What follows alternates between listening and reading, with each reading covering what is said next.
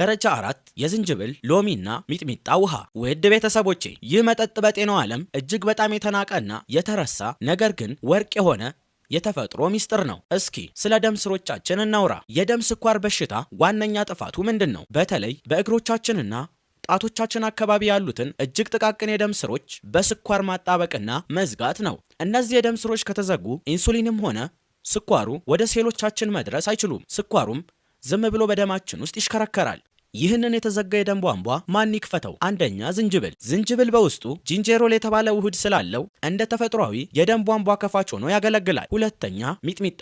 ይህ በሚያስገርም ሁኔታ ካፕሳይሲን የሚባል ንጥረ ነገር አለው። ይህ ንጥረ ነገር ወደ እግሮቻችንና ጫፍ ጫፍ ወዳሉ የሰውነት ክፍሎቻችን የሚሄደውን የደም ፍሰት በከፍተኛ ኃይል ያፋጥነዋል። ሶስተኛ ሎሚ። በውስጡ ያለው ቫይታሚን ሲ ደግሞ የተጎዱትን የደም ስር ግድግዳዎች ከውስጥ ይጠግናል። በዓለም አቀፍ የምግብ ሳይንስ ጆርናል ላይ የታተመ ጥናት እንዳሳየው ዝንጅብልን ብቻውን መጠቀም እንኳን የጠዋት የደም ስኳርን በ8 ሳምንታት ውስጥ በ32 በመቶ ቀንሶታል። ይህ ውህድ ፈጣን ነው። ሰዎች ይህንን መጠጣት ከጀመሩ በ2 እና 3 ቀናት ውስጥ ብቻ ያ ቀዝቃዛና በረዶ መስሎ የነበረው እግራቸው ሲሞቅና ሕይወት ሲዘራ ያዩታል። ያ በእግራችሁ ላይ ይሰማቸው የነበረው የመደንዘዝና የመውጋት ስሜት ይጠፋል። የእግራቸው መክበድም ይለቃቸዋል። ይህ መጠጥ ድርብ ስራ ይሰራል። አንደኛ ስኳሩን ያጥባል። ሁለተኛ የደም ዝውውርን ያስተካክላል። አሰራሩ የአውራ ጣት ያክል ትንሽ ዝንጅብል፣ የግማሽ ሎሚ ጭማቂ እና በጣት ጫፍ የምታክል ትንሽዬ ሚጥሚጣ በሞቀ ውሃ ውስጥ አድርጋችሁ መጠጣት። ዋጋው እጅግ በጣም ርካሽ ነው። መጠጣት ያለባችሁ ከመተኛታችሁ